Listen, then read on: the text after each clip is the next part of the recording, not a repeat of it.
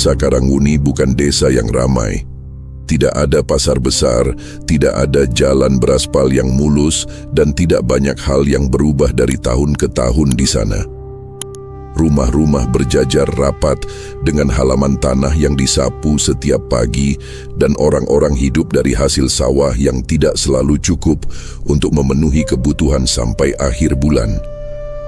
Di desa itulah Rima tumbuh besar. Ia anak sulung dari 2 bersaudara, tinggal bersama ayah, ibu, dan adiknya Sukma dalam rumah kayu yang sudah mulai lapuk di beberapa bagian.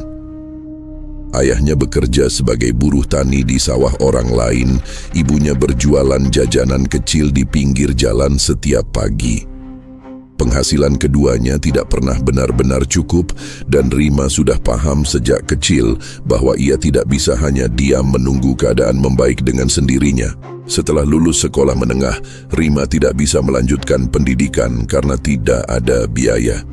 Ia memilih bekerja sebagai pembantu rumah tangga di rumah juragan tanah paling kaya di desa, seorang laki-laki bernama Bagus.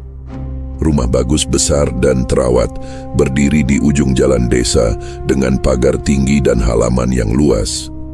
Bagus dikenal sebagai orang yang disegani, bukan hanya karena hartanya, tetapi juga karena pengaruhnya yang kuat di kalangan warga. Hampir semua sawah yang digarap oleh para buruh tani di desa itu adalah milik Bagus, dan banyak orang yang bergantung padanya untuk mendapat pekerjaan. Bagus menikah dengan Ratna, perempuan dari keluarga paling terpandang di desa sebelah. Pernikahan mereka membawa perpindahan harta yang besar karena keluarga Ratna menyerahkan seluruh tanah dan aset mereka kepada Bagus setelah pernikahan berlangsung. Ratna sendiri dikenal sebagai perempuan yang baik dan tidak pernah menyulitkan siapapun. Satu hal yang menjadi duka dalam rumah tangga mereka adalah Ratna tidak bisa memiliki anak. Meskipun mereka sudah menikah bertahun-tahun, Rima mulai bekerja di rumah Bagus ketika usianya baru menginjak 18 tahun. Tugasnya sehari-hari adalah membersihkan rumah, mencuci, memasak, dan membantu apa saja yang dibutuhkan. Ratna memperlakukan Rima dengan baik dan tidak pernah berbicara kasar. Rima merasa nyaman bekerja di sana, dan setiap akhir bulan ia menyerahkan sebagian besar gajinya kepada ibunya untuk keperluan keluarga. Bagus pada awalnya tidak banyak bicara dengan Rima. Ia sibuk dengan urusan sawah dan pertemuan-pertemuan dengan para petani penggarapnya. Namun lambat laun, Bagus mulai sering berada di sekitar Rima. Ia mulai menyapa Rima lebih dari sekadar memerintah, menanyakan kabar keluarganya, sesekali memuji cara Rima memasak atau membereskan rumah. Rima tidak terlalu memikirkan perhatian itu pada awalnya, karena ia menganggap itu hal yang biasa dari seorang majikan yang ramah. Tapi Bagus tidak berhenti di situ. Suatu sore saat Ratna sedang pergi ke rumah saudaranya dan rumah sepi, Bagus mendekati Rima yang sedang menyapu teras belakang. "Rim, kamu capek enggak kerja terus tiap hari?" tanya Bagus sambil berdiri tidak jauh dari Rima. Rima berhenti menyapu dan menoleh. "Enggak Pak, sudah biasa. Kamu itu rajin banget, sayang kalau cuman jadi pembantu terus." Bagus berbicara dengan nada yang terdengar tulus.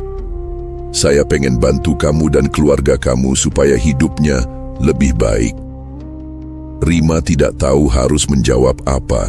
Ia hanya menunduk dan berterima kasih dengan singkat, lalu kembali menyapu. Tapi kalimat itu tidak langsung ia lupakan. Hari-hari berikutnya Bagus semakin sering mencari kesempatan untuk berbicara dengan Rima. Ia mulai membawakan oleh-oleh kecil, kadang berupa makanan, kadang berupa kain atau barang keperluan sehari-hari. Bagus berkata bahwa semua itu adalah bentuk perhatiannya karena Rima bekerja keras. Rima yang tidak terbiasa diperlakukan seperti itu, perlahan mulai merasa senang. Meskipun di sudut pikirannya ia tahu bahwa Bagus adalah suami orang. "Kamu jangan salah paham ya Rim," kata Bagus suatu hari saat mereka berbicara di gudang belakang rumah, jauh dari jangkauan siapapun. Saya cuma pengen kamu tahu kalau saya peduli sama kamu. Lebih dari yang kamu pikir. Rima diam. Dadanya berdegup tidak karuan, tapi ia tidak pergi. Ratna baik, tapi antara saya dan dia sudah lama nggak seperti dulu. Lanjut Bagus dengan suara yang dibuat terdengar sedih. Saya kesepian, Rim, dan kamu satu-satunya orang yang bikin saya merasa tenang. Kalimat itu bekerja pelan-pelan di dalam kepala Rima. Ia masih muda, belum banyak pengalaman, dan tidak pernah ada laki-laki yang berbicara kepadanya seperti itu sebelumnya. Bagus bukan laki-laki yang tampan luar biasa, tapi ia berbicara dengan meyakinkan dan selalu tahu kata-kata apa yang perlu diucapkan.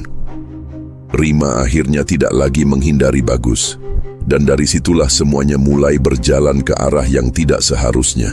Hubungan mereka berkembang diam-diam selama berbulan-bulan. Bagus selalu memilih waktu yang aman saat Ratna pergi atau saat rumah benar-benar sepi. Tidak ada yang tahu, tidak ada yang curiga, termasuk Ratna yang tidak pernah menaruh prasangka buruk kepada suaminya sendiri.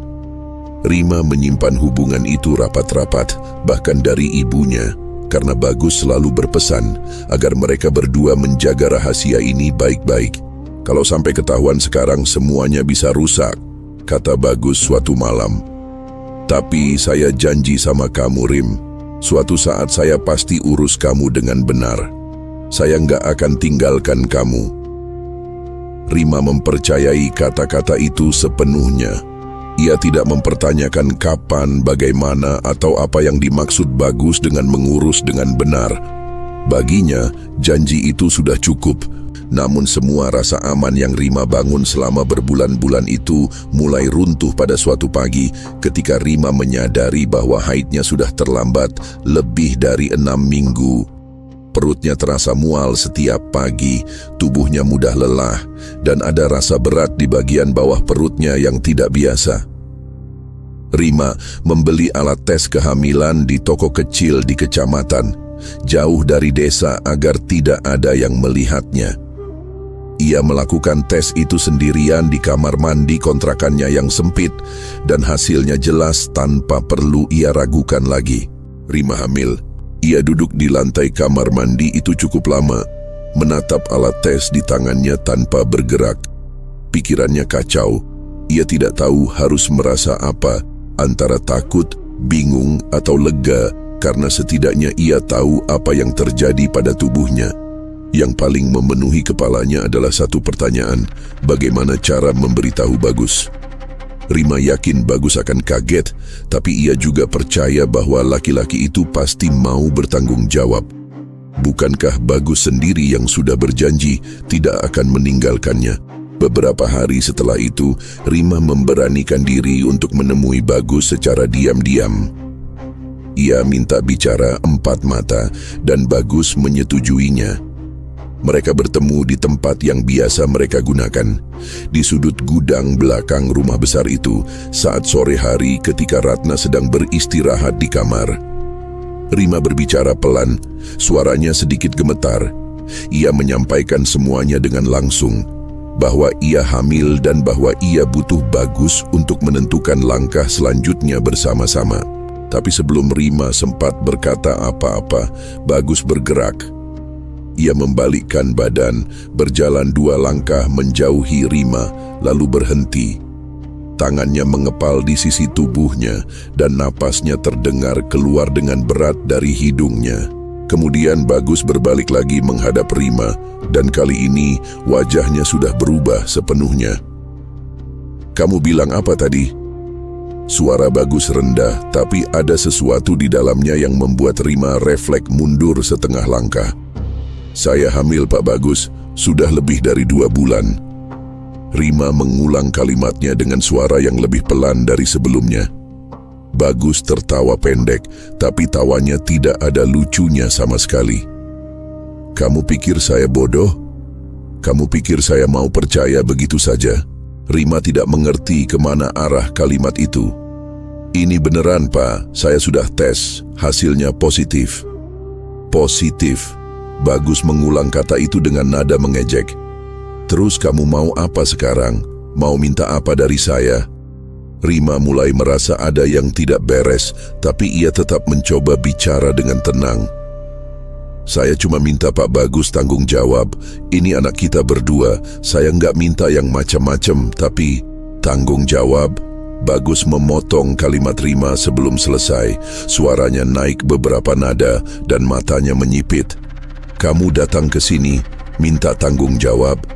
Siapa kamu, Rim? Kamu itu pembantu saya, kamu kerja di rumah saya, dan sekarang kamu berani datang dengan cerita seperti ini? Rima terdiam. Kata-kata itu terasa seperti tamparan yang datang tiba-tiba dari arah yang tidak ia duga.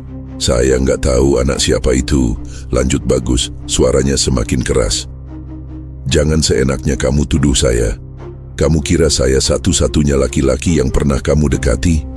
Perempuan seperti kamu itu. Bagus berhenti sejenak, lalu melanjutkan dengan nada yang lebih dingin. Tidak bisa dipercaya. Air mata Rima jatuh tanpa ia sadari. Ia tidak menyangka Bagus akan berkata seperti itu. Laki-laki yang selama ini berbicara manis kepadanya, yang berjanji tidak akan meninggalkannya, kini berdiri di depannya dan berbicara seolah Rima adalah orang asing yang tidak ia kenal sama sekali. Rima mencoba menarik napas agar tidak menangis terlalu keras karena ia tahu suara tangisnya bisa terdengar sampai ke dalam rumah. Pak Bagus, saya mohon, kata Rima, suaranya pecah di tengah kalimat. Pak Bagus sendiri yang bilang nggak akan tinggalkan saya. Pak Bagus sendiri yang janji. Janji apa? Bagus memotong lagi, kali ini dengan nada yang benar-benar tajam. Saya nggak pernah janji apa-apa, kamu yang salah dengar. Atau kamu sengaja putar balik semua supaya saya kena jebakan kamu.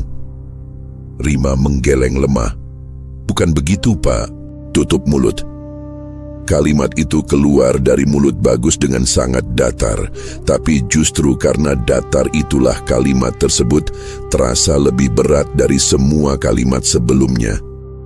Saya nggak mau dengar satu kata pun lagi soal ini. Dan kamu jangan pernah cerita urusan ini ke siapapun. Ke orang tua kamu, ke tetangga, ke siapapun. Kalau sampai ada yang tahu, kamu yang rugi. Rima tidak mampu menjawab. Ia berdiri dengan tangan yang gemetar dan dada yang terasa sesak. Bagus menatapnya sekali lagi dengan pandangan yang dingin, lalu berjalan keluar dari gudang itu tanpa menoleh. Suara langkahnya menghilang dan Rima ditinggal sendirian di ruangan yang tiba-tiba terasa sangat sempit dan pengap. Malam itu Rima tidak bisa tidur. Ia berbaring di kasur tipis di kamarnya, menatap langit-langit yang gelap, dan pikirannya tidak berhenti berputar. Ia mencoba mencari kemungkinan lain, mencoba meyakinkan dirinya sendiri bahwa mungkin Bagus hanya kaget dan butuh waktu untuk berpikir. Mungkin besok atau lusa Bagus akan menemuinya dan berkata bahwa ia sudah berpikir ulang. Rima menggantungkan harapan tipis itu karena ia tidak punya pilihan lain yang lebih masuk akal untuk dipegang. Tapi hari-hari berlalu dan Bagus tidak pernah datang. Laki-laki itu justru berubah sikap secara menyeluruh. Di dalam rumah, Bagus tidak lagi menyapa Rima, bahkan untuk urusan pekerjaan sekalipun. Semua perintah disampaikan melalui Ratna, atau dengan isyarat singkat yang tidak memerlukan tatap mata. Bagus menghindari Rima dengan cara yang sangat terlihat, tapi karena Ratna tidak tahu apa-apa, tidak ada yang merasa aneh dengan perubahan itu kecuali Rima sendiri. Sementara itu, tubuh Rima tidak bisa berbohong. Perutnya semakin hari semakin membesar meskipun perubahan itu masih bisa disembunyikan dengan pakaian yang longgar. Rima mulai sering merasa mual di pagi hari dan beberapa kali Ratna menanyakan apakah ia baik-baik saja karena wajahnya terlihat pucat. Rima selalu menjawab bahwa ia hanya kurang tidur dan Ratna mempercayainya tanpa curiga. Bagus memperhatikan perut Rima yang mulai kelihatan dari jauh, dan semakin ia melihatnya, semakin besar rasa tidak tenang di dalam dirinya. Bagus bukan orang yang mudah panik, tapi kali ini ia sadar bahwa masalah ini tidak bisa dibiarkan berlarut-larut. Jika kandungan Rima semakin besar dan akhirnya ketahuan orang-orang di desa, maka cerita akan menyebar dengan cepat. Keluarga Ratna yang berpengaruh pasti akan turun tangan, dan ketika itu terjadi, seluruh harta yang sudah bertahun-tahun ia jaga bisa lepas dari tangannya dalam waktu singkat. Sawah-sawah itu, rumah besar itu, semua yang ia miliki sekarang berasal dari warisan keluarga Ratna. Jika Ratna menceraikannya karena persoalan ini, Bagus tidak akan punya apa-apa. Bagus tidak mau kehilangan semua itu hanya karena Rima. Pada suatu sore, Bagus memanggil Rian ke ruang belakang rumah.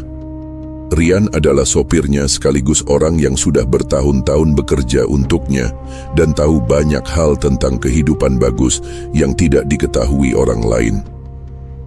Rian bukan orang yang banyak bertanya, dan itulah alasan utama Bagus mempercayainya untuk urusan-urusan yang tidak bisa melibatkan orang lain. "Rian, saya punya masalah yang perlu kamu bantu beresin," kata Bagus langsung tanpa basa-basi panjang. Rian duduk di kursi kayu di hadapan Bagus, wajahnya datar seperti biasa. "Masalah apa, Pak?" "Si Rima." Bagus menyebut nama itu dengan nada yang sama seperti ia menyebut nama barang yang rusak dan perlu disingkirkan. "Dia hamil, dan itu masalah besar kalau sampai dibiarkan." Rian tidak langsung menjawab. Ia hanya mengangguk pelan, menunggu Bagus melanjutkan. "Saya butuh kamu bantu urus ini dengan cara yang rapi. Tidak boleh ada yang tahu, tidak boleh ada jejak." Bagus berbicara dengan tenang, seolah yang sedang ia rencanakan adalah urusan biasa. "Saya sudah tahu tempat yang bisa kita pakai. Kamu cukup bantu saya bawa dia ke sana." "Kapan, Pak?" "Nanti saya kabari. Yang penting kamu siap." Rian mengangguk lagi tanpa bertanya lebih jauh. Pertemuan itu selesai dalam waktu kurang dari 10 menit, dan keduanya berpisah seolah tidak ada hal penting yang baru saja mereka bicarakan. Beberapa hari kemudian, Bagus mendatangi Rima di sore hari saat Ratna sedang tidur siang dan rumah dalam keadaan tenang. Rima sedang duduk di teras belakang mengupas bawang ketika Bagus datang dan berdiri di dekatnya dengan wajah yang terlihat lebih tenang dari biasanya. Rima langsung waspada karena sudah berminggu-minggu Bagus tidak pernah mau mendekat, tapi ia tidak beranjak pergi. "Rim, saya mau ngomong sesuatu," kata Bagus dengan nada yang dibuat seringan mungkin. Rima menaruh pisau kecilnya dan menoleh. "Ada apa, Pak?" "Saya sudah pikir-pikir lagi soal keadaan kamu." Bagus duduk di kursi plastik di seberang Rima, sikunya bertumpu di lutut, tubuhnya sedikit condong ke depan seolah ingin terlihat serius dan tulus. "Saya memang salah kemarin. Saya harusnya nggak ngomong seperti itu ke kamu." Rima tidak langsung menjawab. Ia menatap Bagus beberapa detik, mencoba membaca apakah laki-laki itu berbicara jujur atau tidak. "Kamu sehat?" tanya Bagus lagi.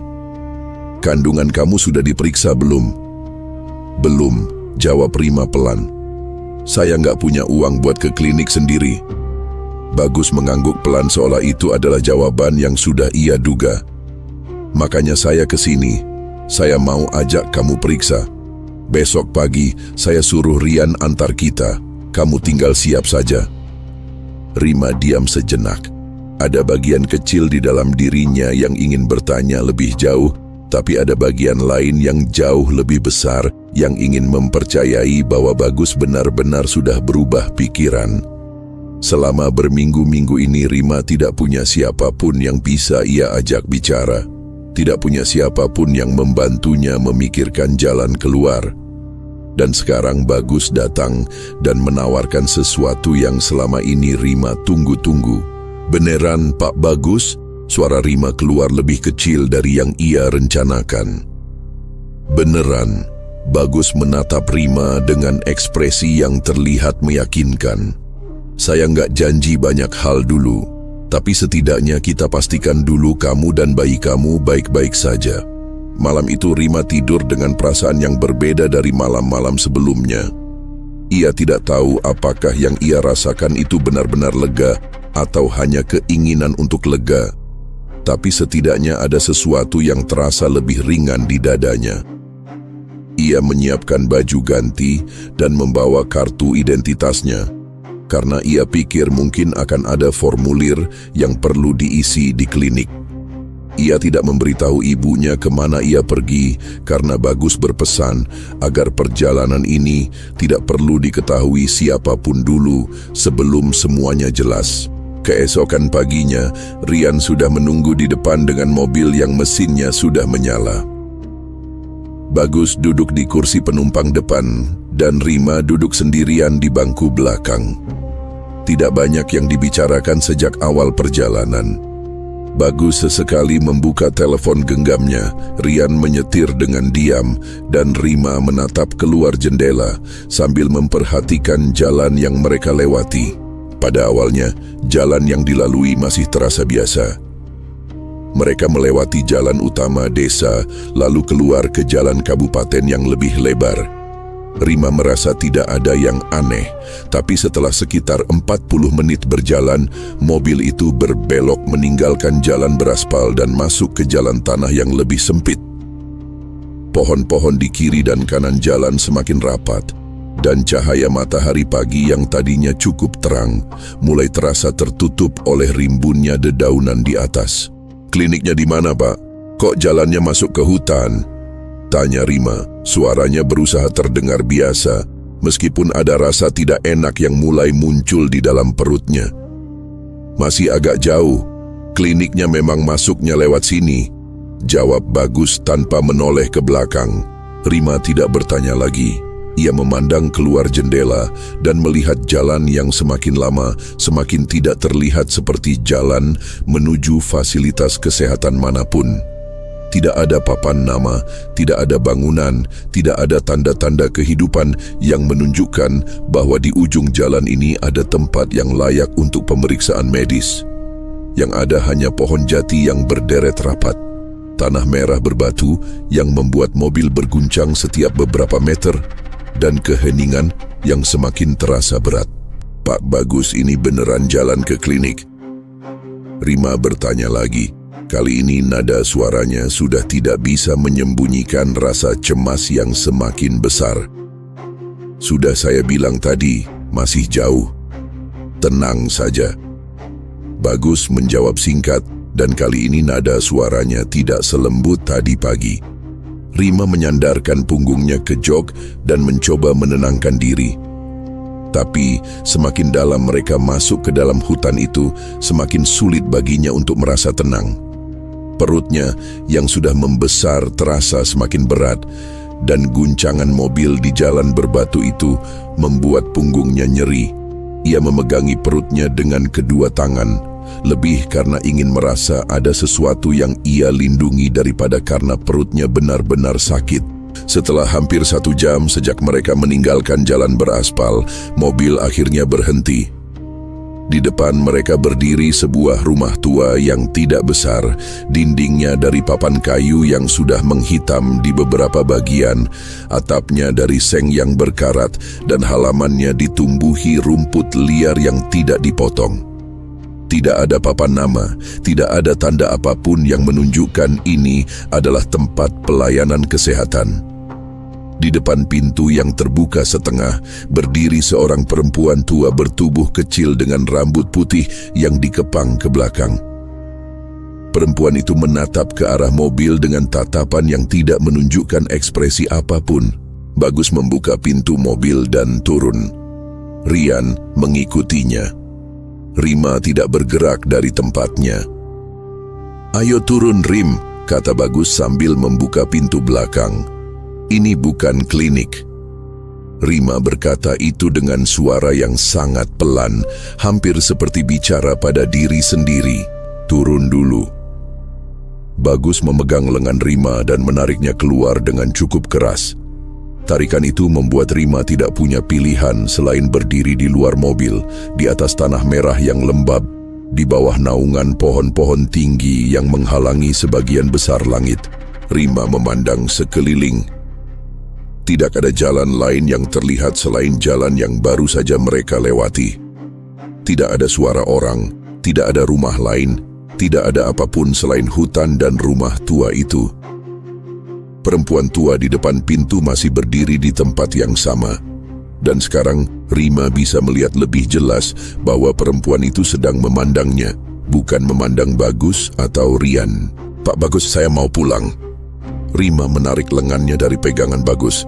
"Ini bukan klinik, saya nggak mau di sini." Bagus melepaskan lengan Rima, tapi ia tidak mundur. Ia berdiri tepat di belakang Rima sehingga Rima tidak bisa berbalik arah dengan leluasa. Rian sudah berpindah ke sisi kiri, berdiri tidak jauh dari pintu mobil yang sudah ditutupnya. Rima tiba-tiba menyadari bahwa ia berada di tengah-tengah dua orang yang jauh lebih besar dari dirinya, di tempat yang tidak ia kenal, dengan tidak ada seorang pun yang tahu ia berada di sini. Perempuan tua itu melangkah keluar dari ambang pintu dan berjalan pelan mendekat. Suaranya keluar rendah dan kering ketika ia akhirnya bicara, tapi bukan kepada Rima. Ia bicara kepada Bagus. "Yang ini?" tanya perempuan tua itu sambil matanya tetap tertuju pada perut Rima. Bagus menjawab dengan satu kata saja, "Ya." Bagus mendorong punggung Rima pelan ke arah pintu, isyarat yang jelas bahwa Rima harus masuk mengikuti perempuan tua itu. Kaki Rima terasa sangat berat, tapi Rian sudah bergeser ke belakangnya sehingga tidak ada ruang untuk mundur. Rima melangkah masuk dengan kepala yang penuh suara tapi mulut yang tidak bisa mengeluarkan kata-kata yang berarti.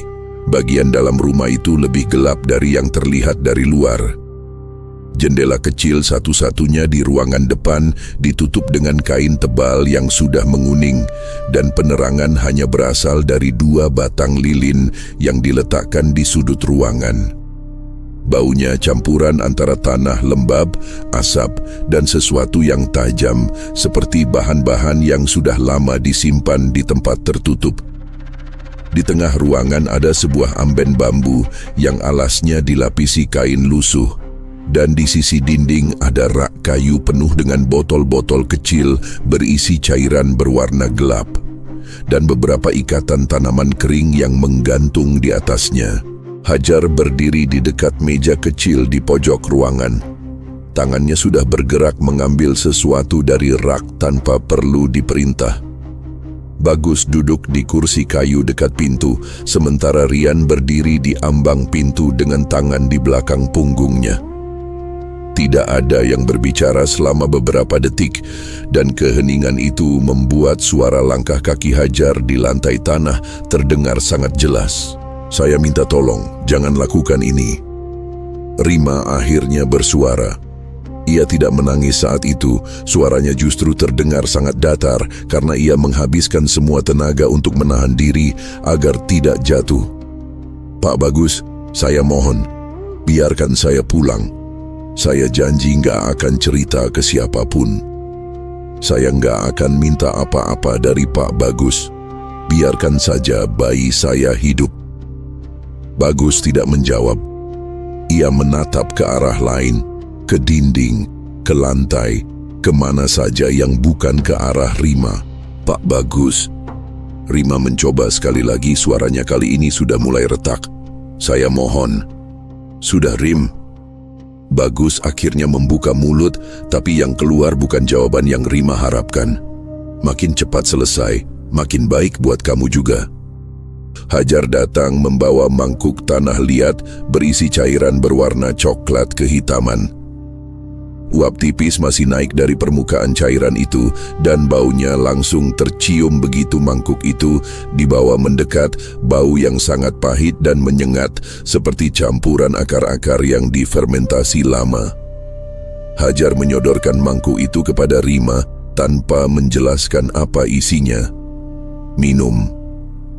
Hajar berkata dengan nada yang tidak menyisakan ruang untuk penolakan. Rima menggeleng dan mundur setengah langkah. "Saya nggak mau minum itu." Hajar tidak berdebat. Ia hanya menoleh ke arah Bagus dan Bagus memberi anggukan kecil. Rian yang berdiri di dekat pintu melangkah masuk, memegang kedua bahu Rima dari belakang dan menahan tubuh gadis itu agar tidak bisa bergerak.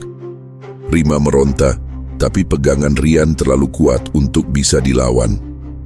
Hajar memegang dagu Rima dengan satu tangan, mendongakkan kepala gadis itu ke atas dan menuangkan isi mangkuk itu ke dalam mulut Rima. Rasa cairan itu sangat pahit, jauh lebih pahit dari apapun yang pernah Rima minum sebelumnya. Sebagian tumpah ke dagu dan lehernya, tapi sebagian besar sudah masuk ke tenggorokannya sebelum ia sempat menutup mulut.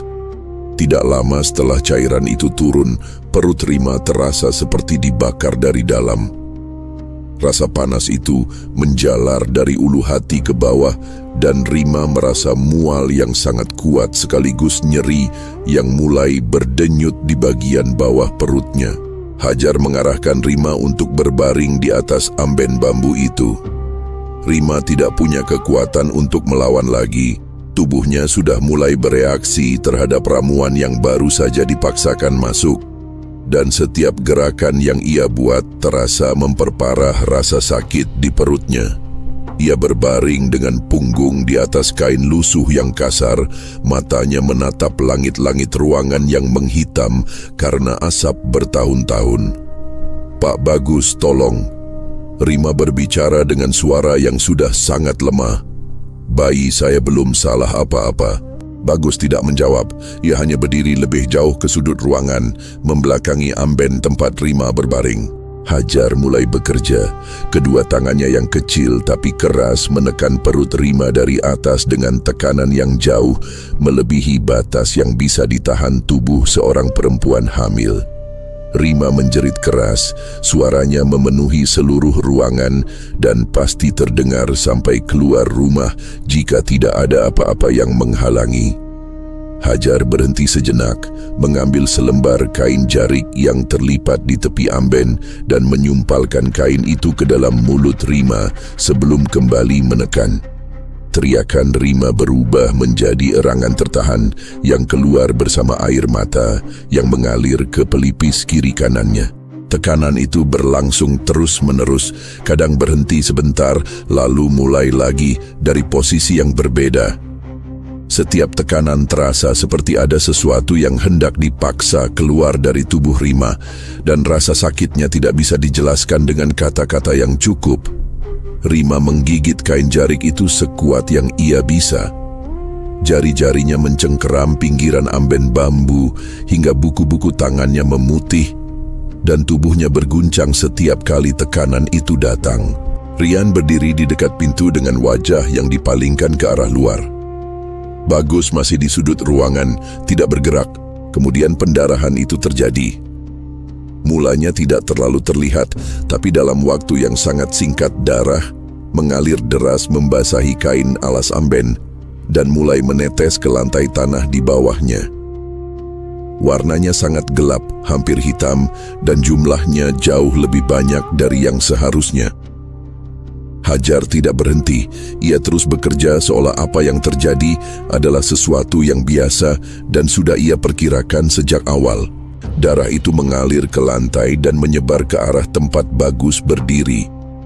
Bagus melihatnya menyentuh ujung sepatunya, lalu naik membasahi bagian bawah celananya.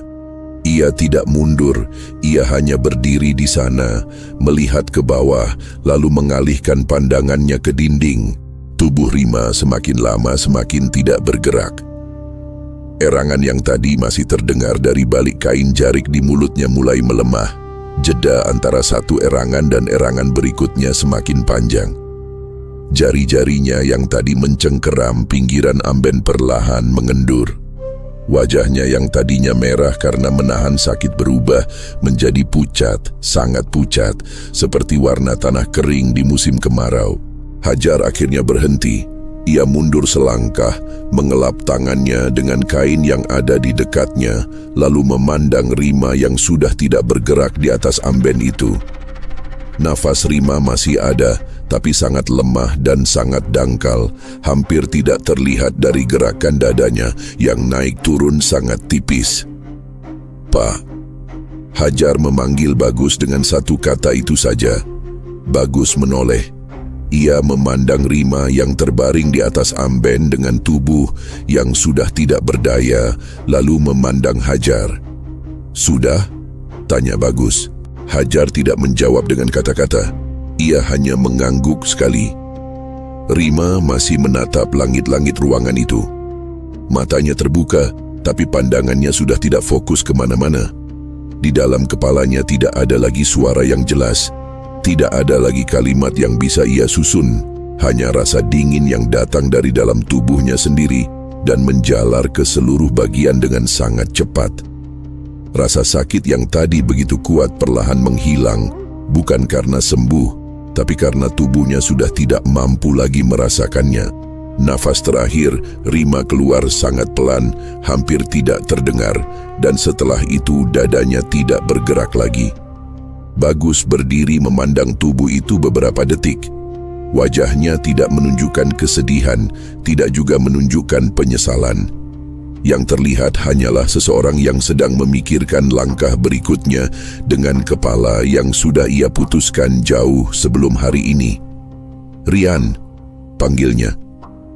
Rian yang berdiri di dekat pintu menoleh. "Pak, ambil kain yang ada di luar. Kita bungkus sekarang." Rian keluar tanpa berkata apa-apa.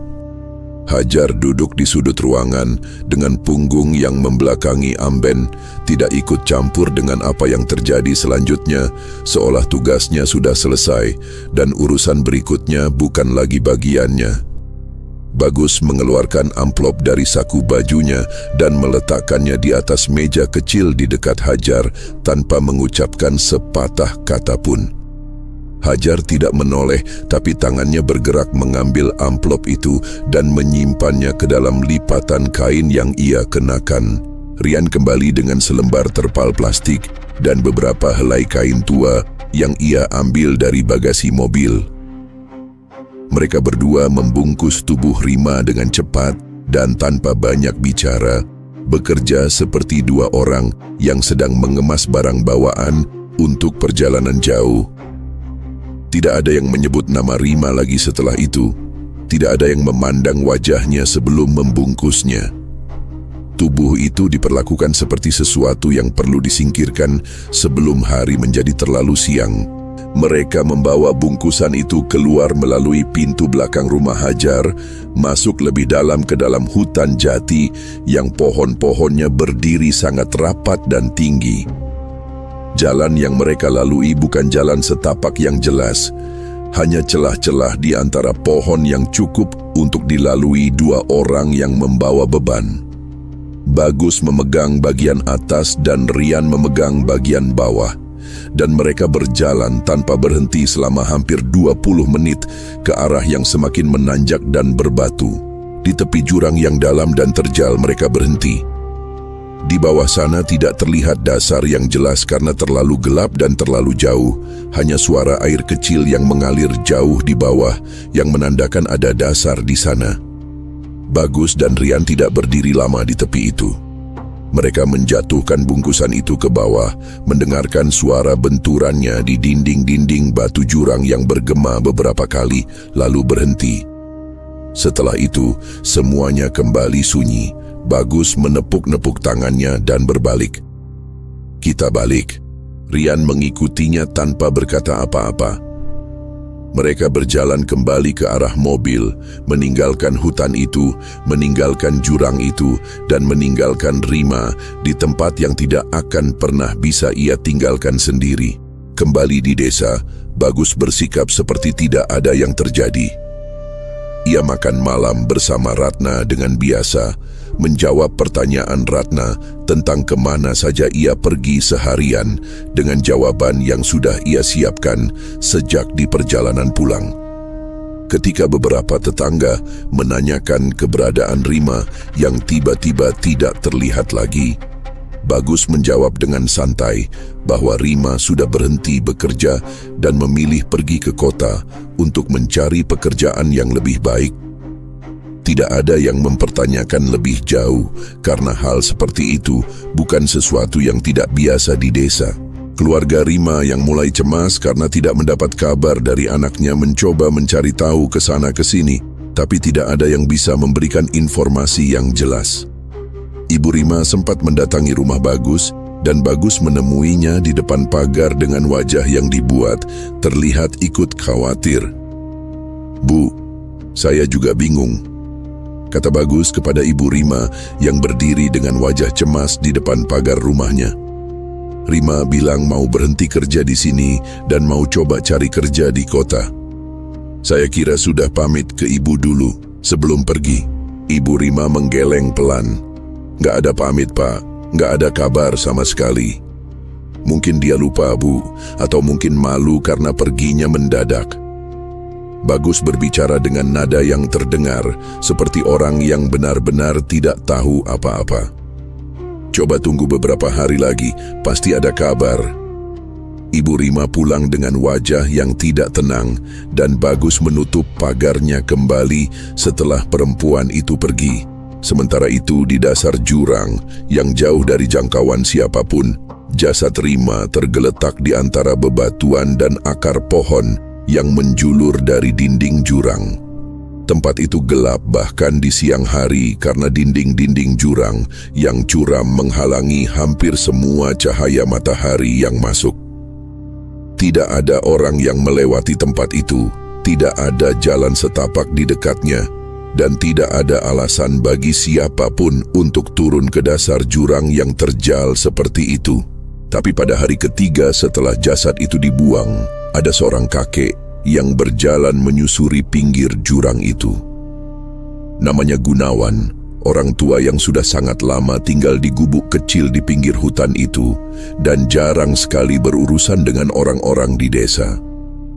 Gunawan dikenal oleh warga sekitar sebagai orang yang memiliki pengetahuan yang dalam tentang hal-hal yang tidak bisa dijelaskan dengan cara biasa, meskipun tidak banyak yang mau membicarakannya secara terbuka. Gunawan tidak mencari apa-apa di dekat jurang itu hari itu. Ia hanya berjalan seperti biasanya, tapi kemudian ia berhenti. Ia menatap ke bawah ke dalam jurang, dan setelah beberapa saat, ia mulai mencari jalan untuk turun. Gunawan menemukan jasad Rima di antara bebatuan di dasar jurang itu. Ia berdiri memandangnya cukup lama tanpa bergerak. Wajah tuanya tidak menunjukkan ekspresi kaget, karena Gunawan sudah terlalu lama hidup untuk masih merasa kaget oleh hal-hal seperti ini. Tapi ada sesuatu yang ia rasakan berdiri di dekat jasad itu. Sesuatu yang bagi orang biasa tidak akan terasa apa-apa, tapi bagi Gunawan sangat terasa dan sangat jelas. Perempuan ini tidak mati dengan damai. Perempuan ini mati dengan membawa sesuatu yang sangat berat, dan sesuatu yang berat itu belum selesai. Gunawan membawa jasad Rima ke gubuknya dengan cara yang tidak akan bisa dilakukan oleh orang biasa seusianya. Ia meletakkan tubuh itu di atas tikar di dalam gubuk, lalu mulai bekerja dengan tenang dan penuh perhitungan. Ia mengambil air yang sudah ia siapkan dalam sebuah gentong tanah. Air yang sudah ia rendam dengan bunga 7 macam sejak malam sebelumnya. Ia memandikan jasad Rima dengan air itu dari atas kepala sampai ke ujung kaki, mengucapkan kalimat-kalimat yang sangat pelan, hampir tidak terdengar. Setelah selesai memandikan, Gunawan mengambil keris kecil yang tersimpan dalam bungkus kain hitam di rak dinding gubuknya. Dengan ujung keris itu ia melukai ubun-ubun kepala jasad Rima, sangat pelan dan sangat hati-hati, hanya sedikit tapi cukup untuk apa yang perlu ia lakukan. Kemudian ia mengambil sebuah cangkir kecil berisi cairan gelap yang sudah ia siapkan, menegakkan kepala jasad itu dengan satu tangan, dan meminumkan cairan itu ke mulut Rima tetes demi tetes. Gunawan duduk bersila di depan jasad itu dan menunggu. Tidak ada yang berubah selama beberapa menit pertama. Gubuk itu sunyi, hanya suara angin yang bergerak di antara celah-celah dinding papan dan suara serangga hutan di luar. Tapi kemudian jari-jari tangan Rima yang tadi kaku mulai bergerak sangat sedikit. Dadanya naik turun sangat tipis. Dan matanya yang tadi terpejam perlahan terbuka. Rima duduk tegak di atas tikar itu. Ia memandang sekeliling ruangan dengan tatapan yang kosong pada awalnya. Lalu perlahan matanya berhenti pada wajah Gunawan yang duduk di hadapannya. Gunawan menatapnya balik dengan tenang. "Kamu tahu siapa yang melakukan ini ke kamu?" Rima tidak langsung menjawab. Ia memandang tangannya sendiri, membalik telapak tangannya ke atas lalu ke bawah, seolah ia sedang memastikan sesuatu tentang dirinya sendiri. Kemudian ia mengangguk pelan. "Pergi kemana dulu?" tanya Gunawan lagi. "Pulang," jawab Rima. Suaranya keluar dengan normal, tidak berbeda dari suara perempuan muda yang bicara pada umumnya. Tapi ada sesuatu di balik kata itu yang terasa tidak seperti jawaban orang yang baru saja bangun dari tidur panjang. Ada sesuatu di dalamnya yang lebih berat dan lebih dalam dari sekadar kerinduan pada rumah. Gunawan mengangguk dan tidak bertanya lagi. Rima berdiri dari atas tikar itu, merapikan bajunya yang masih sama dengan baju yang ia kenakan hari ia pergi bersama Bagus dan Rian, lalu berjalan keluar dari gubuk Gunawan ke arah desa tanpa menoleh ke belakang. Orang tuanya menyambutnya di depan pintu dengan wajah yang langsung berubah menjadi lega dan bahagia ketika melihat Rima pulang. Rima tersenyum dan senyum itu terlihat wajar. Cukup wajar untuk membuat ibunya menarik napas lega dan melepaskan genggamannya. "Kemana saja kamu, Rim? Ibu khawatir sekali. Gak ada kabar, gak ada telepon." Ibu Rima berbicara sambil menarik tangan Rima masuk ke dalam rumah. "Maaf Bu, saya ada urusan yang gak bisa saya ceritain dulu waktu itu," jawab Rima pelan. Ibunya menatapnya sejenak, seperti ingin bertanya lebih jauh, tapi kemudian memilih untuk tidak melanjutkan. Ia sudah terlalu lega melihat anaknya pulang untuk mempersoalkan penjelasan yang tidak lengkap itu. Ayah Rima yang duduk di kursi ruang tengah hanya mengangguk pelan dan berkata bahwa yang penting Rima sudah kembali. Sukma, adik Rima yang saat itu berdiri di ambang pintu kamar, memandang kakaknya dengan ekspresi yang berbeda dari dua orang tuanya. Sukma tidak langsung mendekat. Ia hanya berdiri di sana, memandang Rima dari jarak beberapa langkah, dan ada sesuatu yang membuat gadis 14 tahun itu tidak merasa ingin berlari memeluk kakaknya, seperti yang biasa ia lakukan setiap kali Rima pulang dari luar. Rima menoleh ke arah Sukma dan tersenyum. "Sukma, kenapa diam saja?" Sukma memaksakan senyum kecil. "Nggak apa-apa Mbak, seneng Mbak Rima pulang." Malam itu berlalu seperti malam biasa di rumah itu. Ibu Rima memasak lebih banyak dari biasanya, ayahnya berbicara lebih banyak dari biasanya, dan Rima duduk bersama mereka di meja makan dengan sikap yang terlihat normal. Ia menjawab pertanyaan, sesekali tertawa kecil, dan tidak melakukan sesuatu pun yang terlihat aneh di mata kedua orang tuanya. Hanya Sukma yang sepanjang makan malam itu tidak bisa sepenuhnya rileks. Sukma duduk di seberang Rima dan beberapa kali mencuri pandang ke arah kakaknya, mencoba mencari tahu apa yang terasa berbeda, tapi tidak bisa menemukan jawabannya. Keanehan pertama datang 3 hari setelah Rima pulang.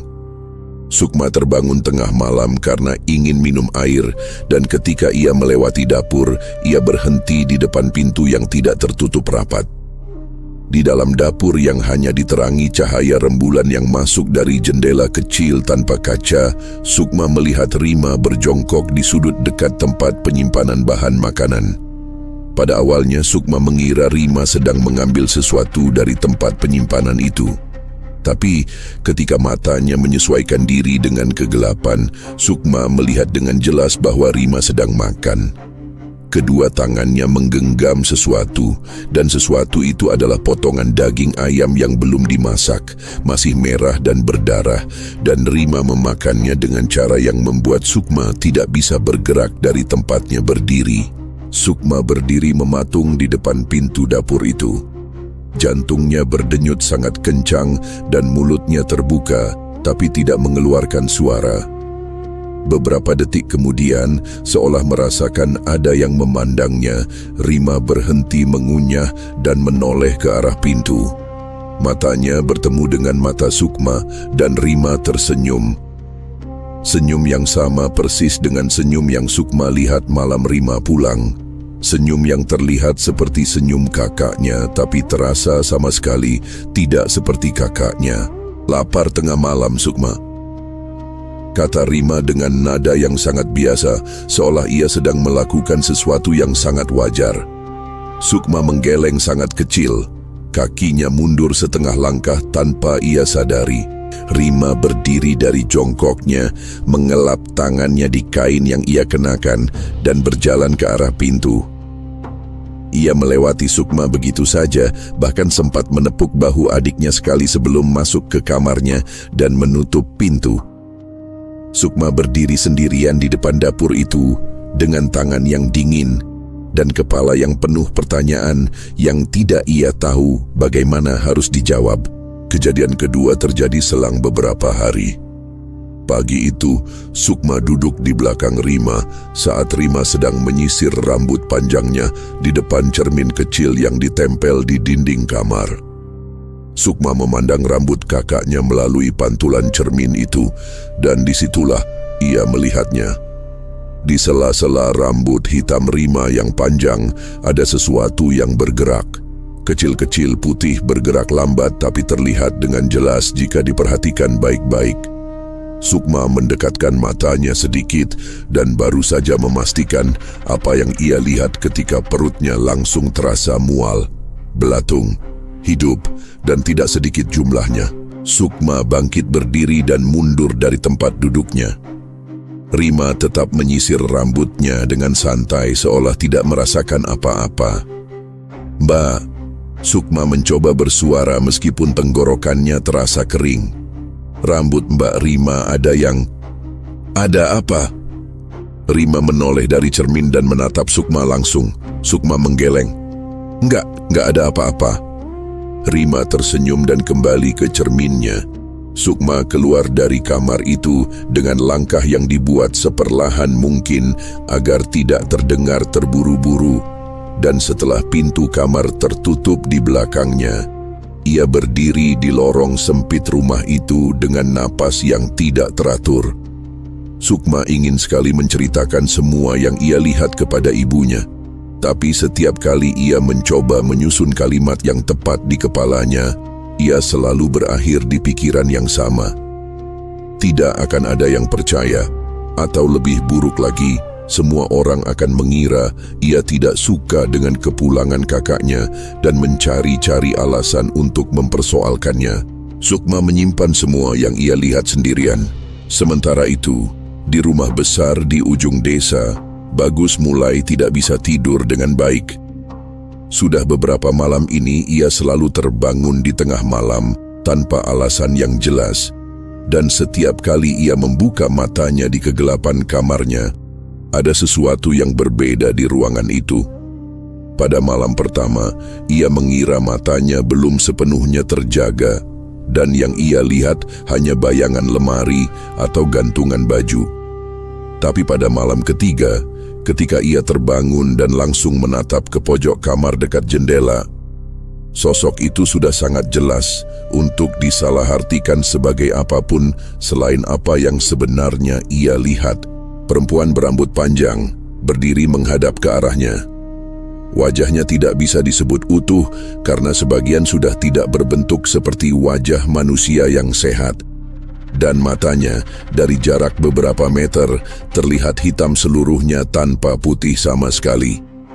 Bagus menarik selimutnya dan membalikkan badan menghadap dinding. Jantungnya berdenyut sangat kencang dan keringatnya dingin di punggungnya. Ia tidak berani melihat ke arah pojok itu lagi, dan ia juga tidak bisa tidur sampai subuh. Keesokan harinya Bagus menghubungi Rian. Mereka bertemu di luar desa, duduk di dalam mobil yang diparkir di pinggir jalan yang sepi. "Kamu pernah lihat sesuatu belakangan ini?" tanya Bagus langsung begitu Rian duduk di kursi penumpang.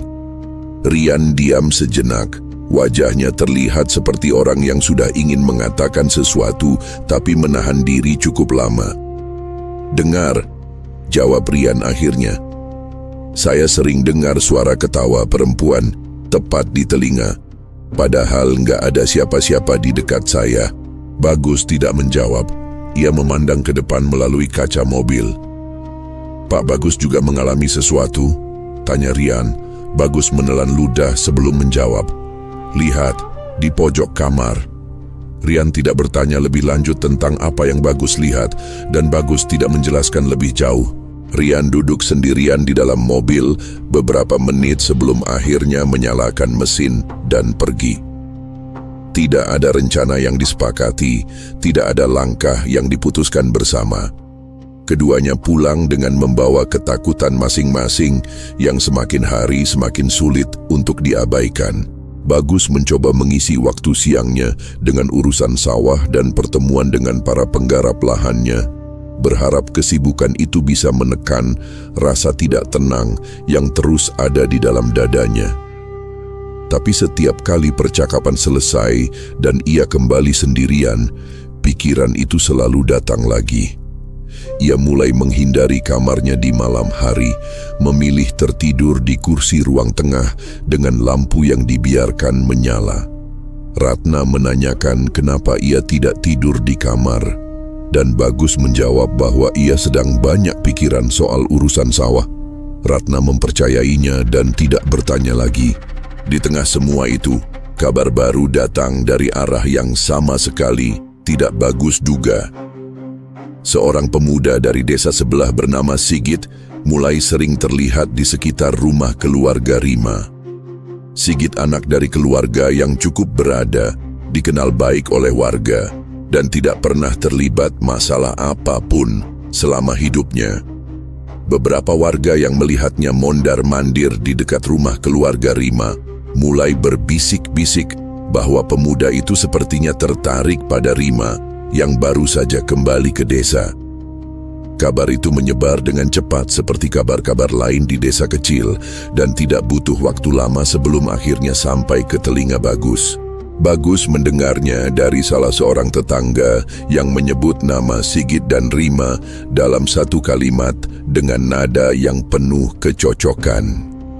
Bagus tidak menunjukkan reaksi apapun di depan tetangganya itu. Tapi setelah percakapan itu selesai dan ia kembali ke rumahnya, ada sesuatu yang bergerak di dalam dadanya. Bukan karena ia masih merasa memiliki Rima, tapi karena jika Sigit semakin dekat dengan Rima, maka semakin besar kemungkinan sesuatu akan terbongkar. Beberapa minggu setelah kabar itu pertama kali sampai ke telinganya, Bagus mendengar bahwa Sigit sudah resmi melamar Rima dan keluarga Rima menerimanya.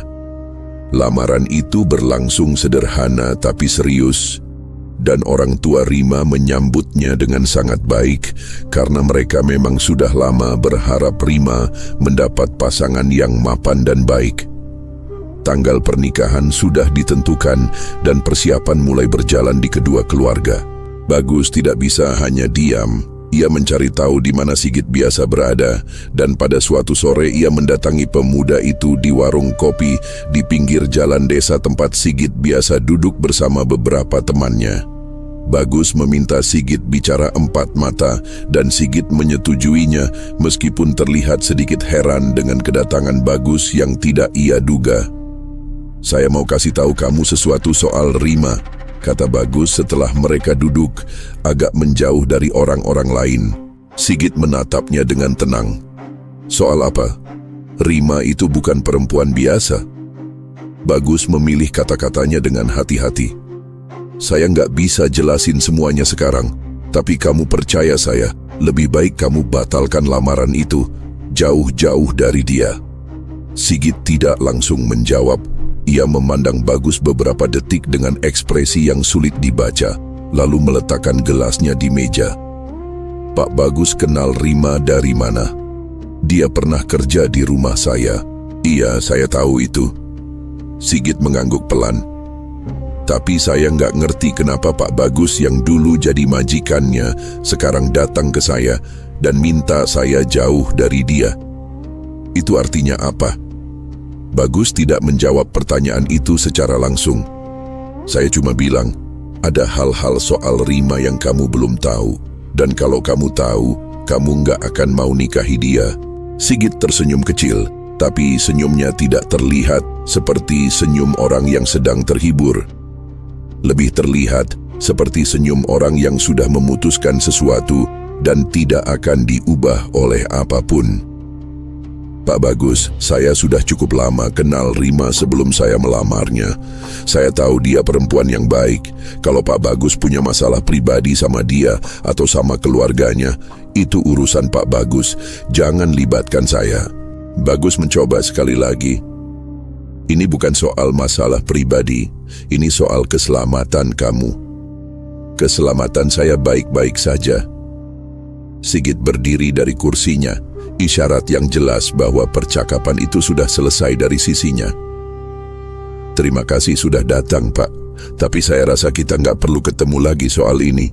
Sigit pergi meninggalkan Bagus yang masih duduk sendirian di meja itu. Bagus memandangi punggung pemuda itu sampai menghilang di tikungan. Lalu ia menyandarkan punggungnya ke kursi dan menghembuskan napas panjang. Ia tidak bisa memaksa. Ia tidak punya cara yang aman untuk menjelaskan apa yang sebenarnya ia tahu tentang Rima tanpa sekaligus membuka apa yang telah ia lakukan. Pernikahan Sigit dan Rima berlangsung pada hari yang sudah ditentukan.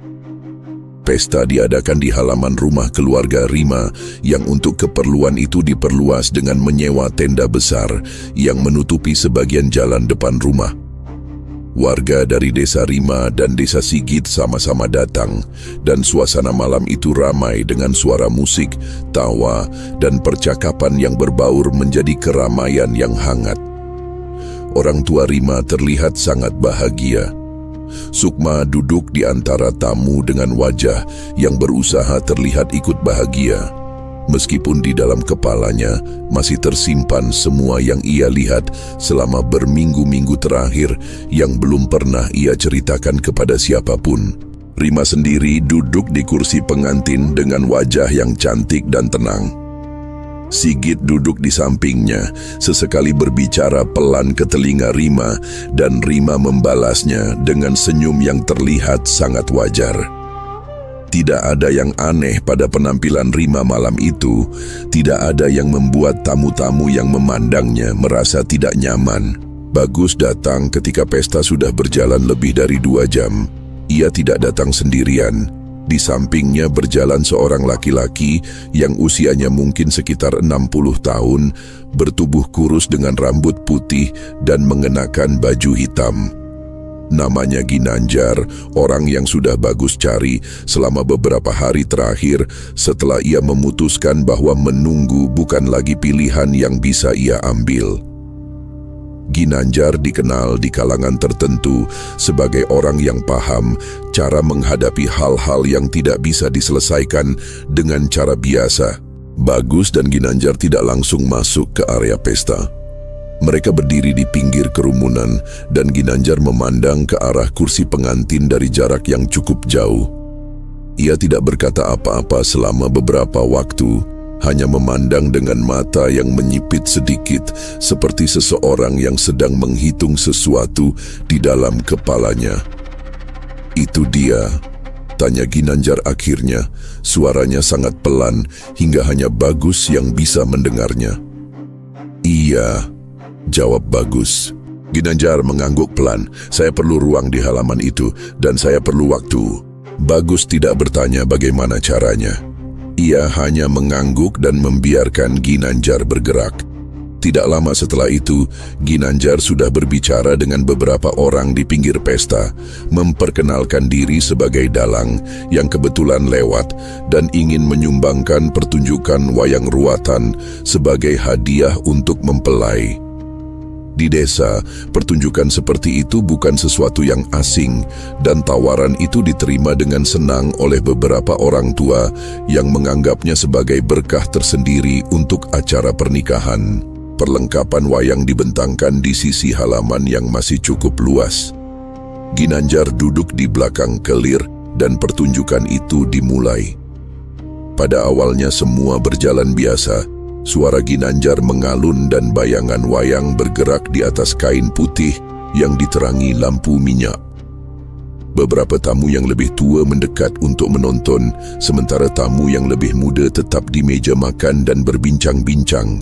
Tapi sekitar 20 menit setelah pertunjukan dimulai, suasana di halaman itu mulai berubah. Angin datang dari arah yang tidak jelas, cukup kencang untuk membuat beberapa helai rambut tamu perempuan yang duduk di luar tenda bergerak dan membuat api lilin di beberapa meja bergoyang-goyang hampir padam. Suara Ginanjar yang tadinya mengalun berubah menjadi lebih keras dan lebih cepat, dan kata-kata yang ia ucapkan bukan lagi bagian dari cerita wayang yang biasa dikenal. Beberapa tamu yang lebih tua saling pandang dengan ekspresi yang tidak nyaman. Seorang nenek yang duduk di baris paling depan penonton wayang itu tiba-tiba berdiri dan mundur beberapa langkah tanpa menjelaskan alasannya kepada siapapun. Di kursi pengantin, Rima masih duduk tidak bergerak. Matanya memandang ke arah kelir dengan tatapan yang datar, tidak takut, tidak marah, hanya memandang seperti seseorang yang sedang menunggu sesuatu yang sudah ia ketahui sejak awal akan terjadi. Sigit yang duduk di sampingnya melihat perubahan di wajah istrinya dan memegang tangan Rima pelan. "Rima, kamu baik-baik saja," bisik Sigit. Rima tidak langsung menjawab. Ia menoleh ke arah Sigit dengan sangat pelan dan untuk sepersekian detik Sigit melihat sesuatu di mata istrinya yang tidak bisa ia beri nama. Tapi kemudian Rima tersenyum dan mengangguk. "Baik-baik saja." Sigit tidak sepenuhnya percaya, tapi ia tidak sempat bertanya lebih jauh karena pada saat itu semua lampu pesta padam serentak. Bukan padam satu persatu seperti ketika listrik turun secara bertahap, tapi padam semua dalam waktu yang sama persis, dalam satu detik, seolah ada yang mematikan semuanya dari satu sumber. Kegelapan turun menyelimuti seluruh halaman dan tenda, dan dalam waktu kurang dari 2 detik setelah itu, suara para tamu pecah menjadi teriakan dan seruan yang saling bertumpuk. Orang-orang bergerak ke segala arah, mencari jalan keluar dari kegelapan itu. Beberapa tamu perempuan menjerit karena tersenggol atau terinjak dalam kekacauan yang terjadi. Kursi-kursi berjatuhan, meja bergeser, dan suara gelas pecah terdengar dari beberapa titik.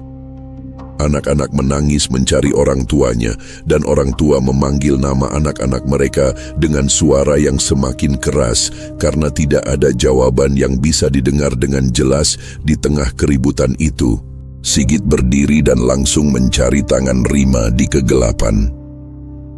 Ia menemukannya dan menarik istrinya berdiri, berusaha mengarahkan mereka berdua ke tempat yang lebih aman. Tapi Rima tidak bergerak mengikuti tarikan Sigit. Ia berdiri di tempatnya dengan tangan yang membalas genggaman Sigit, tapi kakinya tidak melangkah kemana-mana. "Rima, ayo kita minggir dulu." Sigit menarik sedikit lebih kuat. "Tunggu," jawab Rima. Suaranya sangat tenang di tengah semua keributan itu, tenang sampai terasa tidak wajar. Di sisi halaman tempat kelir wayang berdiri, Ginanjar masih duduk di posisinya. Ia tidak berhenti, tangannya bergerak lebih cepat, suaranya lebih keras lagi, dan di sekitar kelir itu ada sesuatu yang tidak bisa dilihat, tapi bisa dirasakan oleh siapapun yang berdiri cukup dekat. Seperti tekanan yang mendorong dari semua arah sekaligus. Ginanjar mengarahkan semua yang ia lakukan ke satu titik, ke arah kursi pengantin tempat Rima berdiri. Kemudian dari arah pinggir halaman, Gunawan muncul. Kakek tua itu berjalan dengan langkah yang sangat biasa, tidak terburu-buru, tidak menunjukkan ekspresi yang berubah dari wajahnya yang selalu tenang. Ia berjalan menembus kerumunan tamu yang berlarian ke sana kemari seolah orang-orang itu tidak menghalangi jalannya sama sekali. Beberapa orang yang berlari ke arah Gunawan secara tidak sadar berbelok ke kiri atau ke kanan tepat sebelum menabraknya. Seperti ada sesuatu yang membuat mereka menghindar tanpa mereka sadari. Gunawan berhenti di titik yang kira-kira tepat di antara kelir wayang dan kursi pengantin. Ia berdiri diam di sana dan tidak ada yang bisa melihat apa yang ia lakukan karena tidak ada gerakan yang terlihat dari tubuhnya. Tapi sesuatu berubah di halaman itu setelah Gunawan berdiri di posisi itu. Tekanan yang tadi terasa seperti mendorong ke arah Rima mulai berbalik arah. Ginanjar merasakannya pertama kali. Tangannya yang tadi bergerak cepat tiba-tiba berhenti. Ia mendongak dari kelirnya, dan untuk pertama kali sejak pertunjukan dimulai, ekspresinya berubah. Bukan menjadi takut, tapi menjadi seperti orang yang tiba-tiba menyadari bahwa kekuatan yang sedang ia hadapi jauh lebih besar dari yang ia perkirakan sebelumnya. Ginanjar mencoba melanjutkan, tapi tubuhnya tidak mau bekerja sama. Tangannya gemetar. Keringatnya mengalir deras di pelipisnya meskipun malam itu sebenarnya dingin. Ia mengatupkan giginya dan mendorong lebih keras. Mengeluarkan semua yang ia punya, tapi semakin keras ia mendorong, semakin kuat pula sesuatu yang mendorong balik ke arahnya. Tidak ada suara keras, tidak ada cahaya yang menyambar, tidak ada tanda-tanda yang dramatis. Ginanjar hanya roboh ke tanah dengan cara yang sangat tiba-tiba, seperti seseorang yang semua ototnya berhenti bekerja dalam waktu yang sama. Tubuhnya jatuh ke samping dari posisi duduknya, menghantam tanah halaman dengan bunyi yang terdengar cukup keras untuk didengar oleh orang-orang yang berdiri di dekatnya.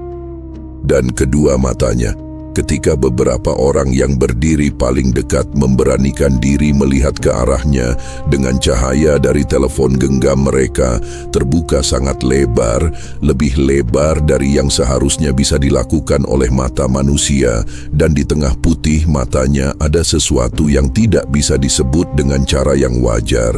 Ginanjar tidak bergerak lagi setelah itu. Teriakan baru pecah dari orang-orang yang melihatnya. Dan kali ini kepanikan di halaman itu menjadi jauh lebih besar dari sebelumnya.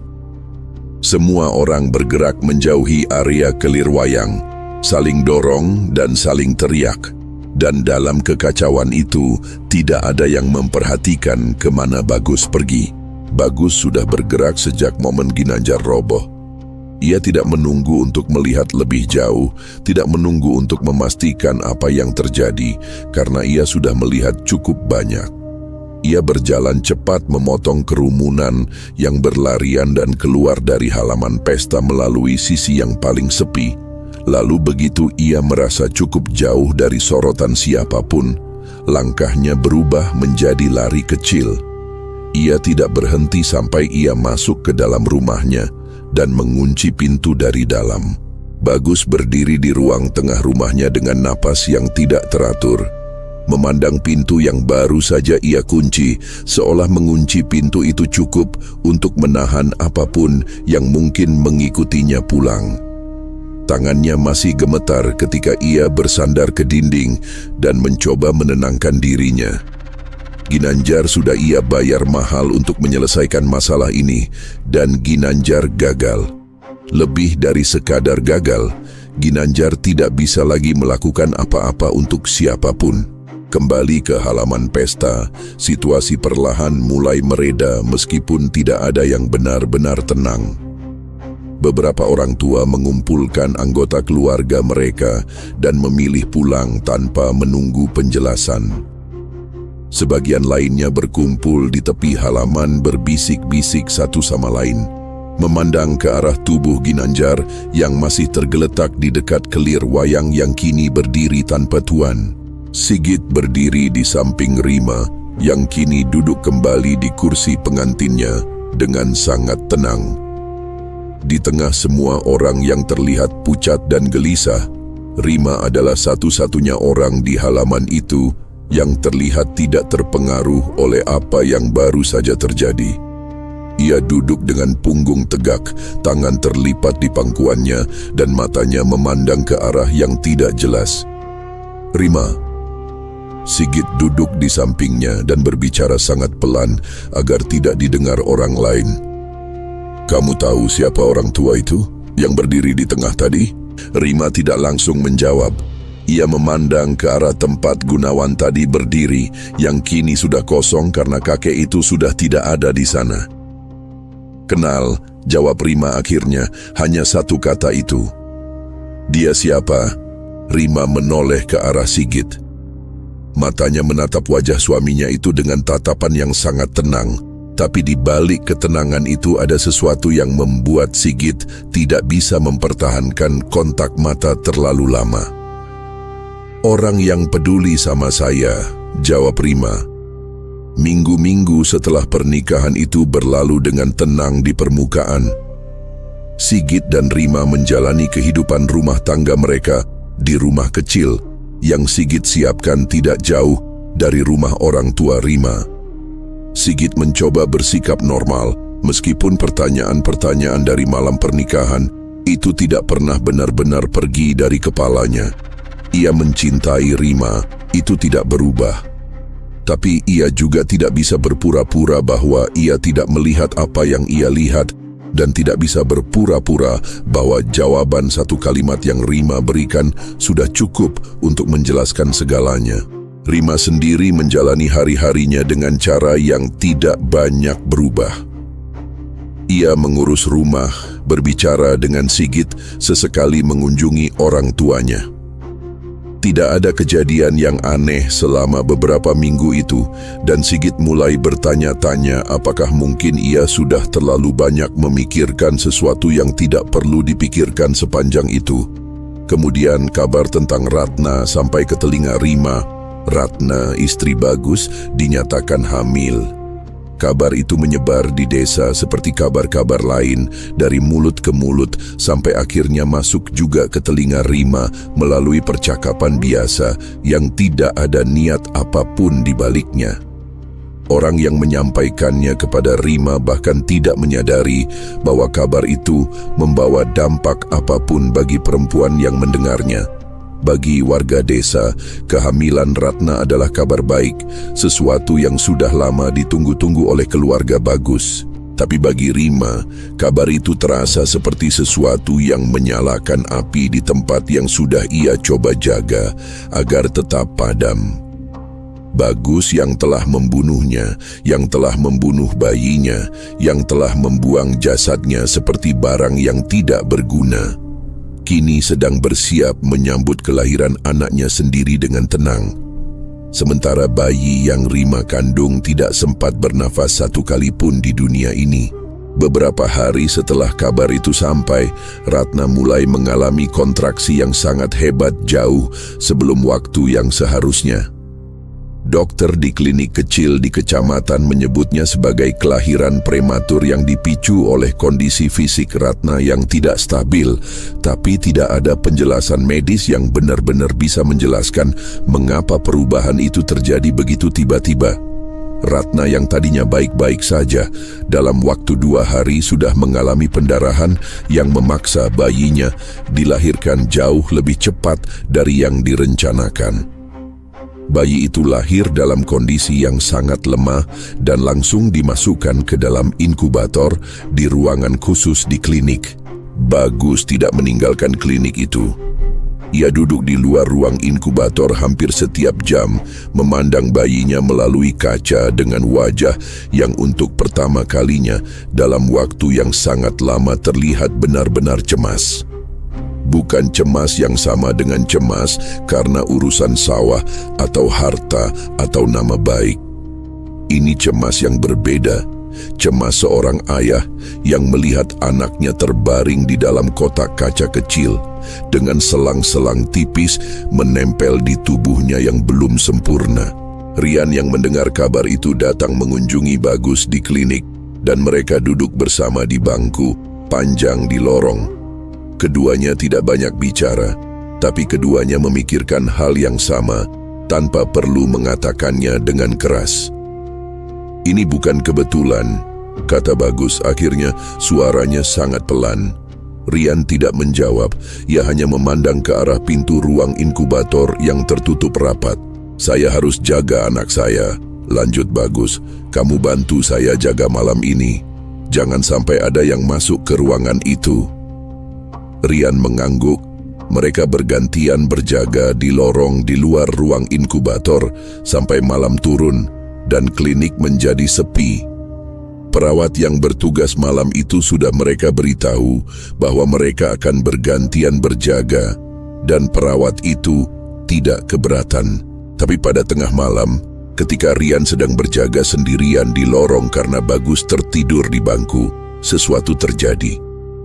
Rian yang duduk dengan punggung bersandar ke dinding tiba-tiba merasakan udara di lorong itu berubah menjadi sangat dingin dalam waktu yang sangat cepat. Ia membuka matanya yang mulai mengantuk dan memandang ke arah pintu ruang inkubator. Pintu itu tertutup seperti biasa, tidak ada yang berbeda. Tapi kemudian, sangat perlahan, pintu itu bergerak membuka dari dalam, padahal tidak ada orang yang masuk ke ruangan itu dari luar. Rian berdiri langsung. Ia mendorong pintu itu dan masuk ke dalam ruang inkubator. Dan di sana ia melihat inkubator tempat bayi Bagus dirawat sudah terbuka tutupnya. Dan bayi itu sudah tidak ada di dalamnya. Rian berlari ke lorong dan membangunkan Bagus dengan satu gerakan yang kasar. Bayinya hilang. Bagus yang terjaga langsung berdiri. Matanya belum sepenuhnya terbuka, tapi kakinya sudah bergerak ke arah ruang inkubator. Ia melihat sendiri inkubator yang kosong itu dan sesuatu di dalam dirinya runtuh dalam 1 detik. Ia berteriak memanggil perawat dan dalam waktu yang sangat singkat seluruh klinik yang tadinya sunyi menjadi ramai dengan suara orang-orang yang berlarian dan saling bertanya. Kabar itu menyebar keluar klinik dengan sangat cepat. Warga yang mendengarnya keluar dari rumah masing-masing meskipun malam sudah sangat larut. Karena di desa kecil seperti itu, urusan satu orang bisa menjadi urusan semua orang dalam waktu yang sangat singkat. Mereka membawa obor dan senter, bergerak ke arah yang sama karena seseorang berteriak bahwa ia melihat sosok perempuan berambut panjang berjalan ke arah hutan sambil membawa sesuatu di tangannya. Puluhan orang mengikuti sosok itu dari jarak yang cukup jauh, karena tidak ada yang berani terlalu dekat. Bagus dan Rian ikut di dalam kerumunan itu. Keduanya berjalan dengan wajah yang pucat dan kaki yang terasa sangat berat. Mereka mengejar sosok itu sampai ke pinggir hutan, ke tempat yang cukup terbuka dengan pohon-pohon besar di sekelilingnya. Dan disitulah sosok itu berhenti dan berbalik menghadap semua orang yang telah mengikutinya. Rima berdiri di sana dengan bayi Bagus di gendongannya. Wajahnya terlihat jelas di bawah cahaya obor yang dibawa warga, dan semua orang yang mengenalnya bisa melihat bahwa itu adalah wajah Rima, perempuan yang selama ini mereka kenal sebagai anak dari keluarga buruh tani di desa mereka. Rima memandang kerumunan itu dengan tenang, matanya berhenti sejenak pada wajah Bagus yang berdiri di tengah kerumunan dengan ekspresi yang tidak bisa ia sembunyikan lagi. "Saya mau cerita sesuatu," kata Rima. Suaranya tidak keras, tapi entah bagaimana bisa terdengar oleh semua orang yang berdiri di sana dengan sangat jelas, supaya semua orang di sini tahu apa yang sebenarnya terjadi. Tidak ada yang bersuara. Puluhan orang berdiri dalam diam, obor-obor mereka bergoyang ditiup angin malam, dan mata mereka semua tertuju pada perempuan yang berdiri di pinggir hutan itu. Rima mulai bercerita. Ia menceritakan semuanya dari awal, bagaimana Bagus mendekatinya, Bagaimana hubungan itu terjadi, bagaimana ia hamil dan mendatangi Bagus untuk meminta tanggung jawab. Ia menceritakan bagaimana Bagus marah dan menolaknya, bagaimana beberapa hari kemudian Bagus datang dengan wajah yang dibuat tenang dan mengajaknya pergi dengan alasan akan membawanya ke klinik. Ia menceritakan perjalanan panjang itu, hutan jati, rumah tua Hajar, ramuan yang dipaksakan masuk ke mulutnya, dan semua yang terjadi di atas amben bambu itu sampai ia tidak lagi bisa merasakan apa-apa. Setelah saya mati, lanjut Rima dengan suara yang tetap sama tenangnya. Mereka bungkus tubuh saya dan buang ke dasar jurang di dalam hutan itu, supaya tidak ada yang tahu, supaya mereka bisa pulang dan hidup seperti tidak terjadi apa-apa. Kerumunan itu bergerak sangat sedikit. Beberapa orang menoleh ke arah Bagus dan Rian yang berdiri di tengah mereka. Bagus tidak bergerak, tidak berkata apa-apa, hanya berdiri dengan wajah yang semakin lama semakin kehilangan warnanya. Rian mundur setengah langkah tanpa sadar, tapi di kiri dan kanannya sudah ada warga yang berdiri cukup dekat untuk menghalanginya pergi. Tapi sebelum warga sempat melakukan apapun, Rima bergerak lebih dulu. Ia meletakkan bayi yang sedari tadi ia gendong ke atas tanah dengan sangat hati-hati, memastikan bayi kecil itu terbaring aman di atas rumput sebelum ia berdiri tegak dan melepaskan gendongannya. Gerakannya pelan dan tidak terburu-buru, seperti seseorang yang sedang mengerjakan sesuatu yang penting dan tidak ingin melakukan kesalahan. Seorang perempuan dari kerumunan bergerak maju untuk mengambil bayi itu dan menjauhkannya dari tempat kejadian, dan Rima tidak menghalangi. Ia membiarkannya. Kemudian Rima berbalik menghadap Bagus dan Rian, dan disitulah semuanya berubah. Perubahan itu tidak terjadi sekaligus. Dimulai dari rambutnya yang mulai bergerak sendiri, meskipun tidak ada angin yang cukup kencang untuk menggerakkannya. Lalu kulitnya yang tadinya terlihat normal mulai berubah. Wajahnya yang cantik perlahan berganti menjadi sesuatu yang sama sekali berbeda. Sesuatu yang membuat semua orang dalam kerumunan itu mundur beberapa langkah secara bersamaan tanpa ada yang memerintahkan. Kukunya memanjang dengan sangat cepat, tajam dan gelap, dan tubuhnya yang tadinya berdiri dengan postur perempuan muda biasa berubah menjadi sesuatu yang jauh lebih besar dan jauh lebih menakutkan dari sebelumnya. Rima sudah bukan Rima yang berdiri di sana. Atau lebih tepatnya, Rima yang berdiri di sana sudah bukan lagi dalam wujud yang bisa disebut manusia. Warga yang tadinya marah mundur jauh lebih cepat dari ketika mereka maju. Tidak ada yang berlari, tapi semua orang memberi ruang yang sangat luas di tengah, dan lingkaran yang terbentuk itu menyisakan Bagus dan Rian berdiri hampir sendirian di tengah-tengahnya. Rian yang berdiri paling dekat dengan Rima mencoba berlari ke arah kiri, tapi kuntilanak Rima bergerak lebih cepat dari yang bisa diikuti oleh mata. Satu tangannya terentang dan mencengkeram leher Rian sebelum lelaki itu sempat melangkah 2 langkah penuh. Cengkeraman itu mengangkat tubuh Rian ke udara, seperti mengangkat sesuatu yang tidak berat, dan Rian menggantung di sana dengan tangan dan kakinya meronta-ronta tanpa hasil. Suara yang keluar dari mulutnya bukan teriakan yang jelas, hanya suara orang yang tidak bisa menarik napas dengan cukup. Kuntilanak Rima membawa Rian ke arah tepi jurang yang tidak jauh dari tempat mereka berdiri, jurang yang sama dengan jurang tempat jasad Rima pernah dibuang. Warga mengikuti dari jarak yang sangat jauh, sebagian besar berdiri di tempat mereka tidak bisa melihat terlalu jelas tapi juga tidak cukup jauh untuk tidak mendengar apa yang terjadi. Kuntilanak Rima membanting Rian ke bebatuan besar di tepi jurang itu. Sekali, 2 kali, 3 kali, dengan kekuatan yang jauh melampaui apa yang bisa dilakukan oleh tubuh manusia manapun. Setelah bantingan terakhir, Rian tidak bergerak lagi dan tidak akan pernah bergerak lagi.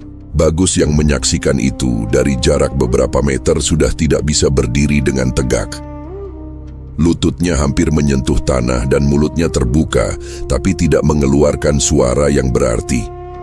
Ia mencoba berlari ke arah yang berlawanan, membelakangi jurang dan berlari ke arah kerumunan warga dengan pikiran bahwa mungkin kerumunan itu bisa melindunginya. Tapi warga yang berdiri di depannya tidak memberi jalan. Mereka berdiri diam, memandang Bagus yang berlari ke arah mereka, dan tidak satu pun dari mereka yang bergerak untuk membantunya. Kuntilanak Rima sudah ada di belakang Bagus sebelum lelaki itu sampai ke kerumunan. Satu tangannya memegang bahu Bagus dan memutar tubuhnya sehingga Bagus terpaksa berdiri berhadapan dengan wujud yang ia tahu adalah Rima, perempuan yang pernah memohon kepadanya di gudang belakang rumah, yang pernah menangis di depannya di rumah Hajar, yang sudah ia anggap selesai dan beres sejak jasadnya jatuh ke dasar jurang. Bagus tidak bisa memalingkan mukanya, bukan karena ia tidak mau, tapi karena tubuhnya tidak bisa bergerak sama sekali. "Pak Bagus," suara yang keluar dari kuntilanak Rima terdengar seperti suara Rima, persis sama, tapi nadanya sangat datar dan sangat dingin. "Masih ingat yang Pak Bagus bilang dulu? Bahwa Pak Bagus nggak pernah janji apa-apa?" Bagus tidak menjawab. Bibirnya bergerak tapi tidak ada kata yang keluar. Kedua tangan kuntilanak Rima bergerak memegang kepala Bagus dari kiri dan kanan, dan setelah itu semuanya berlangsung sangat cepat. Satu putaran penuh dengan kekuatan yang tidak bisa ditahan oleh tulang dan daging manapun, dan Bagus tidak lagi bisa menyakiti siapapun setelah itu. Beberapa orang dalam kerumunan menutup mata, beberapa lainnya menolehkan kepala ke arah lain. Tapi tidak ada yang pergi. Mereka semua tetap berdiri di sana sampai semuanya selesai. Kemudian keheningan turun di tempat itu. Kuntilanak yang berdiri di tengah-tengah kerumunan itu perlahan berubah kembali. Kukunya memendek, rambutnya mereda, dan wujud yang mengerikan itu perlahan menghilang dan digantikan oleh wujud yang semua orang di sana kenal. Rima berdiri di sana lagi, perempuan muda dengan wajah yang tampak sangat lelah, jauh lebih lelah dari lelah yang biasa terlihat di wajah orang yang begadang semalaman. Ia berdiri dengan tenang, memandang tanah di depan kakinya sebentar, lalu mengangkat kepalanya dan mencari wajah-wajah yang ia kenal di dalam kerumunan. Matanya menemukan ibunya pertama kali. Ibu Rima sudah menangis sejak lama, air matanya sudah habis tapi dadanya masih naik turun, tidak teratur. Rima berjalan ke arahnya dan Ibu Rima tidak mundur. Perempuan itu justru membuka tangannya dan Rima masuk ke dalam pelukannya, sama persis seperti dulu ketika Rima masih kecil dan pulang dari bermain di luar sampai terlalu sore. "Maafin Rima, Bu," kata Rima dengan suara yang sangat pelan, berbicara tepat di telinga ibunya. Rima nggak pamit dengan benar waktu pergi. Ibunya tidak bisa menjawab dengan kata-kata.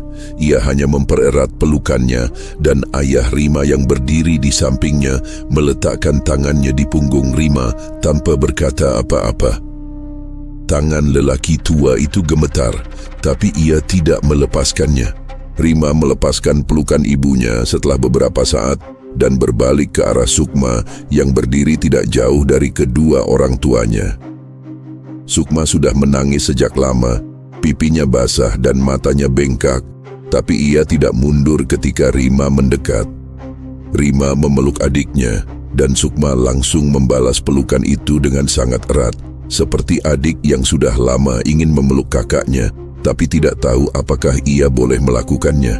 "Sukma nggak gila," bisik Rima. Semua yang Sukma lihat itu nyata. Sukma mengangguk di bahu Rima tanpa berkata apa-apa. Rima melepaskan pelukan Sukma dan mencari Sigit.